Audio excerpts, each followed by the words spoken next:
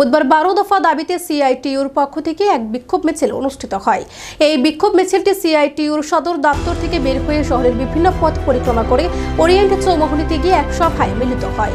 এই বিক্ষোভ মিছিল থেকে দাবি ওঠে মনিটাইজেশন পাইপলাইন বাতিল করা, বিভিন্ন দপ্তরের শূন্য পদ অবিলম্বে পূরণ করা, শ্রমিক স্বার্থ বিরোধী শ্রম কোড বাতিল করা, ঢালাও বেসরকারীকরণ প্রক্রিয়া বন্ধ করা, ঠিকাদারি কাজে শ্রমিকদের নিরাপত্তা নিশ্চিত করা সহ একাধিক বিষয়ের উপর এই মিছিলের নেতৃত্ব দেন সিপিআইএম নেতা মানিক দে।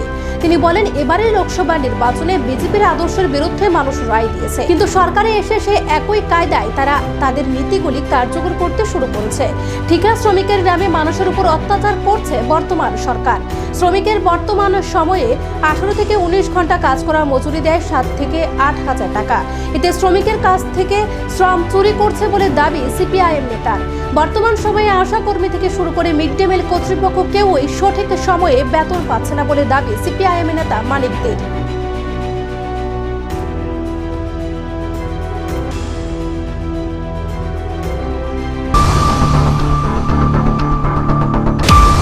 আসার পর দ্বিতীয়বারের জন্য আমরা ভেবেছিলাম মানুষ তাদের সাইজটাকে ডাউন করে দিয়েছে, একদম ছোট করে দিয়েছে।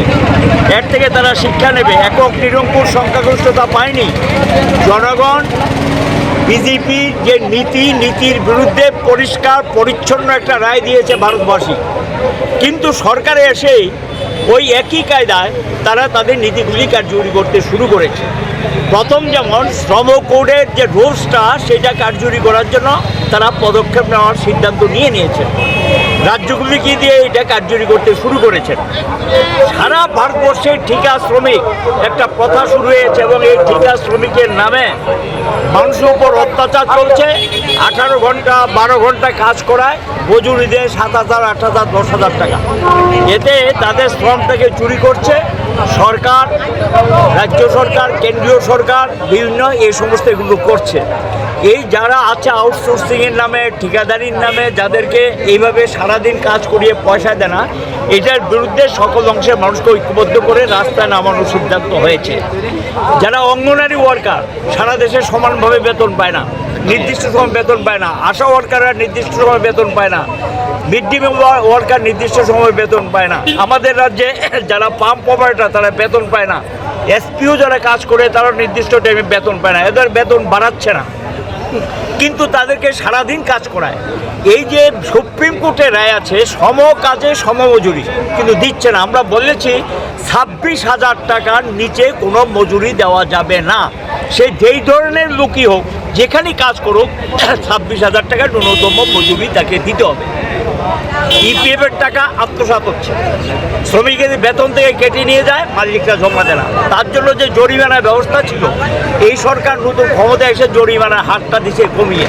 এতে মালিকরা আরও বেশি ইপিএফের টাকা জমা দেবে না, ফাঁকি দেবে এবং যারা শ্রমিক কর্মচারী তার প্রাপ্য টাকা থেকে তারা সেখানে বঞ্চিত হবে। ওল্ড পেনশন স্কিম গোটা দেশে লাগু করার কথা ভোটের আগে সবাই বলেছে।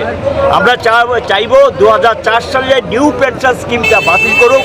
ত্রিপুরার যে এটা কার্যকরী করেছে বিজেপি গভর্নমেন্ট আসার পর 1 জুলাই 2018, আমরা চাইব এই নিউ পেনশন স্কিমটাকে বাতিল করে ওল্ড পেনশন স্কিম যেটা সেটা লাগু করার জন্য আমরা দাবিতে রেখেছি। জিনিসপত্রের দাম বাড়ছে, এটা প্রতিবাদ আমরা করছি। এটার সঙ্গে আছে আমাদের যে বেসরকারিকরণের কাজটা পুরোদমে শুরু করে দিয়েছে। এখন হাতে নিয়েছে প্রথম দফা জাতীয় সড়ক, ব্যাংক, ইন্স্যুরেন্স, এগুলি তারা হাতে নিয়েছেন, বন্দর এবং এয়ারপোর্ট। আমরা বলছি এই সরকারি সম্পত্তি আর বিক্রি করা যাবে না, এগুলো বিক্রি করা বন্ধ করো। আর দুর্নীতি সারা দেশে লাগামহীন চলছে এবং দুর্নীতির বিরুদ্ধে কোনো ব্যবস্থা নিচ্ছে। এই রাজ্যে তো একেবারে বলে লাভ নেই, দিনে ডাকাতি হচ্ছে। পঞ্চায়েত থেকে শুরু করে একেবারে উপর থেকে নিচ পর্যন্ত দুর্নীতি চলছে। দুর্নীতির বিরুদ্ধে কোনো ব্যবস্থা নিচ্ছে না। চা বাগানগুলো জায়গা আত্মসাৎ করছে এবং বাগানের জায়গা অন্য কাজে ব্যবহার করছে। এটা বন্ধ হওয়া উচিত। এগুলো আমরা দাবি দেখে যারা বাগানের জায়গা